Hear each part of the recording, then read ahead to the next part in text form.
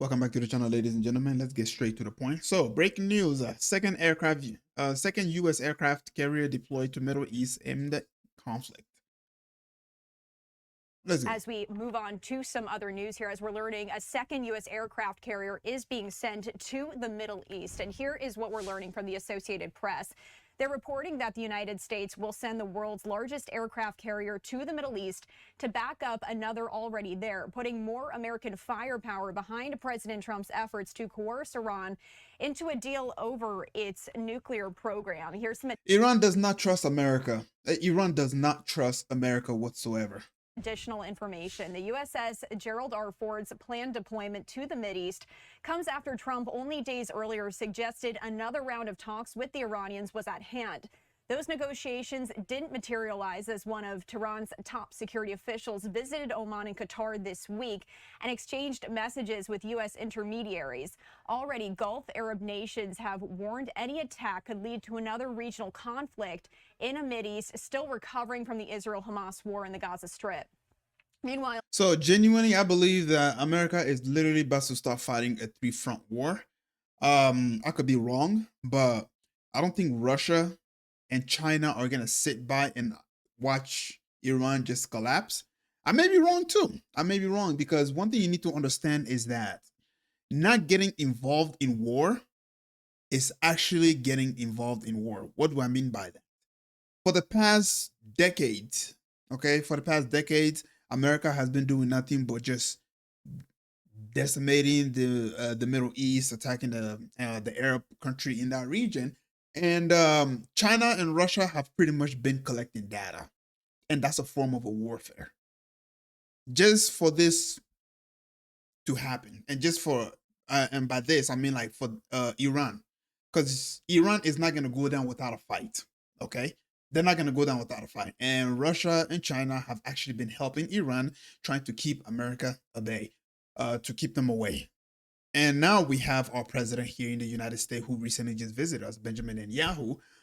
Now, there's rumors out there that he is actually trying to convince Donald Trump not to attack because Iran has also threatened Israel that if attack was to happen, rockets are going to rain down on them. And so they are trying to go for the jugular. They are trying to take down Iran within 3 days or so, or let's say a week max. That's the whole plan. So you have ships, boats, submarine, you name it. Everything is going into this region trying to pretty much get everything lined up for one huge blow. Okay? My message to the Iranians is that America's idea or America's way of saving you is by blowing your damn country back to the Stone Age. That's their idea of saving you. And the reason why I say that is because they have imposed sanctions on you for God knows how long now. I mean, there is a date. I haven't looked it up exactly. But they have imposed sanctions on you. They haven't let your leader sell their oil in price that will make your country a good and beneficial country.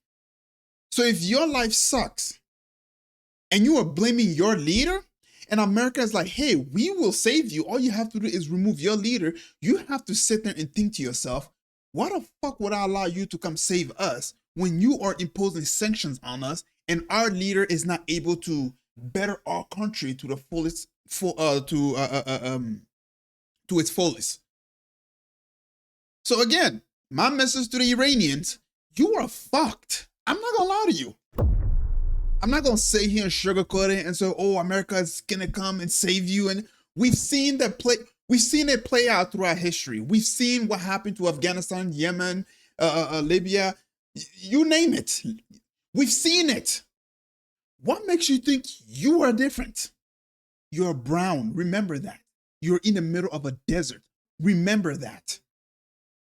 To these people, you are an animal that's in their way. And they are willing to do anything and everything to completely decimate you. I mean, look at the files. These people eat babies for fun. All you are to them is a nuisance in their way. They don't give a shit.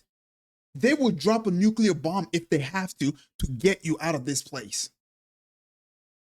So get ready. Iranians are beginning to hold 40-day mourning ceremonies for the thousands killed in Tehran's crackdown on nationwide protests last month, adding to the internal pressure faced by the Islamic Republic. The Ford's deployment will put 2 carriers and their warships in the region. Already, the USS Abraham Lincoln and its guided missile destroyers are in the Arabian Sea. It marks a quick turnaround for the Ford, which President Trump sent from the Mediterranean Sea to the Caribbean last October as the administration built up a large military presence in that lead up to the surprise raid last month that captured then Venezuelan President Nicolas Maduro. President Trump said yesterday that he warned Iran that failure to reach a deal with his administration would be, quote, very traumatic. Iran and the United States held indirect. They don't want no deal, man. They don't. Talks in Oman last week, and President Trump said earlier this week that he was considering sending a second carrier strike group to the Middle East. President Trump held lengthy talks with Israeli Prime Minister Benjamin Netanyahu on Wednesday and said he insisted to Israel's leader that negotiations with Iran need to continue. Netanyahu is urging the administration to press Tehran to scale back its ballistic missile program and end its support for militant groups such as Hamas. At first it was bomb. Oh, they're not allowed to build any nuclear weapon. Now it's the ballistic missile. You want to know why it's the ballistic? Because of the 12-day war. And you know what's funny? Iran was using weapons that are old, by the way. They weren't even using their latest technology. They weren't even using that against Israel. And now Iran is warning, if you attack, we're not going to hold back this time. We're going to go all out. That's what's going on here.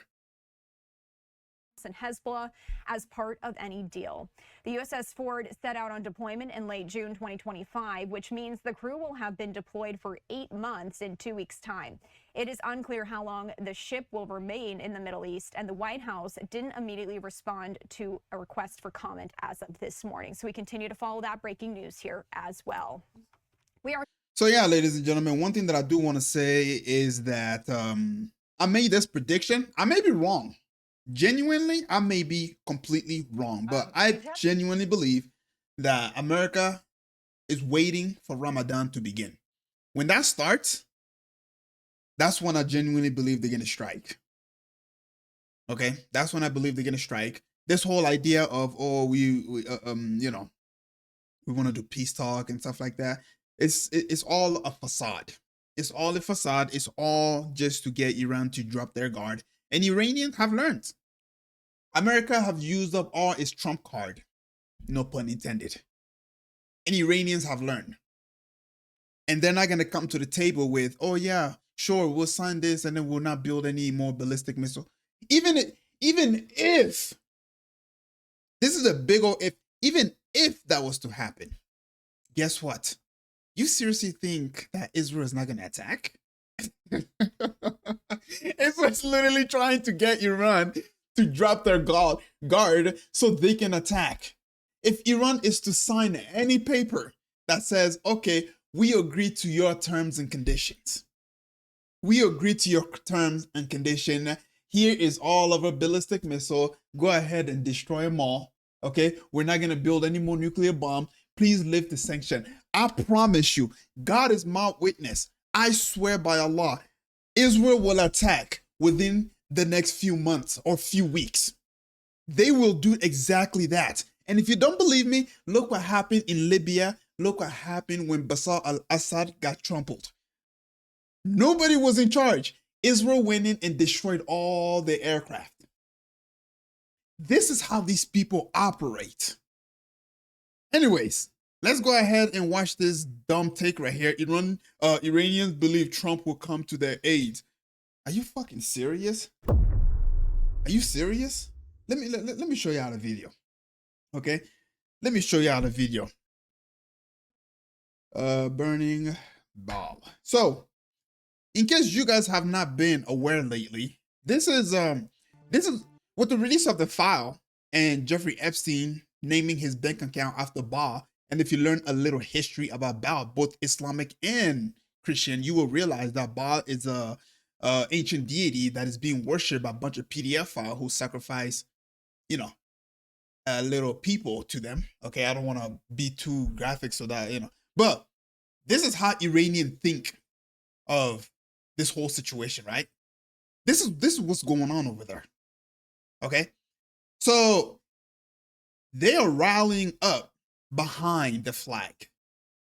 I'm gonna say this: Iranians are far more patriotic of their country despite the sanction than Americans are of America. I'm gonna say this: if war was to break out, more Iranians will be willing to fight for Iran, the more Americans will be willing to fight for America. The government has fucked over the Americans for so long that people are in a position in which where they're like, I don't want to fight for this country. Why would I want to go die for a bunch of pedophiles? That's what they're thinking. Do I blame them? I don't blame them whatsoever. I do not blame the Americans whatsoever because this is what they were doing for God knows how long. There was a 4chan message that I saw. I wish I saved it, right? And it was like back in 2012 when they posted it. The comment says, if only you knew how bad things are. If only you knew. That's what it says. And to be quite honest, I don't need to see any videos because that right there, that message right there tells me everything I need to know. Because when you look at history, why these people got kicked out of so many countries, everything will start to make sense. People think they got kicked out because, oh, they're, they're born hating Jews or they're naturally anti-Semitic. That's not the case. These people got kicked out because of the reason that, whatever they're doing now in the files, yeah, they got exposed back then for doing the same thing. And so because of that, they got kicked out. So now you expect us to believe that they are trying to have Americans to come and help them? America is the reason why they are where they are today. America is the reason why Iran is where it is today. So now you expect me to believe that people who are protecting these people in the file, they're the one that's not telling me and you that Iran wants our help. Let's listen to this 2-minute clip. And yeah. This roundup and this lead up to what the president's been saying about potential action against the Iranian regime. He's told people to go out in the streets and protest. What are you hearing from your sources inside of the country about this potential deal with the Iranian regime? And do you think, just based on your experience in reporting, that the regime would ever make an honest deal with the U.S.? Katie, thank you so much for having me on your. I just want to say the regime had, they had open doors. They wanted to make honest deal, but based off of America and based off of Israel's action, they're not willing to make any legitimate deal. I'm just going to be honest with you. They're not going to drop the ballistic missile program. They're not going to do that. Show, and especially for giving time to this really important issue. The Iranian people believed Mr. Trump, President Trump, when he said that help was on the way, and they believed that he would be a man of his word, unlike President Obama, who they felt like sold them out for a nuclear deal the last time we saw a large turnout in the streets like this in 2009. And they do believe that Trump, as a businessman, is somebody who makes a good deal, and a good deal is not one that is made with a authoritarian regime that we have seen has killed tens of thousands of their own people in the streets that they are now celebrating their 47th anniversary of their Islamic Revolution. So with that information in mind, ladies and gentlemen, just understand that she is now saying that, Iran is this bad guy in the Middle East that's killing a lot of its innocent people. Keep in mind, right? America went to Afghanistan and Iraq for over 20 years, killing 500,000 people. That's number one. Number two, they have been dealing with the release of the files. We now see the type of ritual that these people do in the background with kids, and I don't want to get too graphic. Keep that in mind. Funding T groups in the Middle East. So also America is also directly connected to that. These people have morals that is extremely bankrupt, and now they want to come and tell you that, hey, the fact that you are unaliving your citizen, that's not allowed. And because of that, we are going to go to war with you. It's like, wait a minute, you motherfucker. Wait a minute. You are telling us what to do with our people? Oh, God, dude. Let's keep going. And inviting Western media into the country to pump their propaganda out to the rest of the world. The world that, mind you, I was told today that the people are being threatened by the regime to not speak to their family members abroad. They're being threatened with the death penalty if they do that. Where's the proof for any of this? Am I saying Iran is, nice and sparkly and is all? I'm not saying none of that. But what I am saying is, based off of you guys' action, and by you guys, I mean the mainstream media, I don't take anything you say for face value anymore. I don't believe it. These people can come and tell me tomorrow that there's going to be a war tomorrow, and I'm going to be like, I'm not going to believe you until I see it. Now you expect me to sit here and actually take your word for it, saying that the Iranians are not going to... Man, shut the... So real quickly, tell us the story behind your documentary and what the response has been to it. So in 2022, the Women Life Freedom Uprising happened, which is what laid the groundwork for what we're seeing now. The women led the way for the revolution that we are seeing now that will end up taking down the regime. And our film is the story of a night where the Evin prison was suddenly mysteriously on fire. There were gunshots heard, and this is a story of a woman activist who survived. She was told to never speak about that night, was mysteriously released 2 days later. And so now we've made a film about it to find out what happened. Well, I encourage everyone to watch it and also to follow your reporting on what's happening inside of Iran based on everything that you've been telling us. And the scenes are absolutely horrific. Suzanne, thank you so much. Yeah, I started smiling because, I thought she was going to go on this whole tangent about female powers and female this in Iran and stuff like that. Meanwhile, you got little congressmen here in America who are doing unspeakable things to women. And yet they say absolutely nothing about that. These people have what you call a double standard. They act like they care so much about civilians. They act like they care so much about, how other countries treat their people. Meanwhile, you're like, wait a goddamn minute. Wait a minute. People can't even afford health care here, man. You break your leg, there goes your whole entire saving. God knows how long you're going to be in debt for. You go to college to basically learn about how to be a doctor or, be a lawyer, you get dumped into debt and you have to spend the rest of your life paying that debt off with interest, FYI. People can't even afford homes anymore. They can't even buy basic means of living anymore. You go on, the list goes on and on and on and on. America is not as sparkly and clean as they make it seem. America is not. All right. Anyways, ladies and gentlemen, this video has gone on for a little too long. I have went on a tangent here. The reason I watch these people is to criticize them. I don't take them.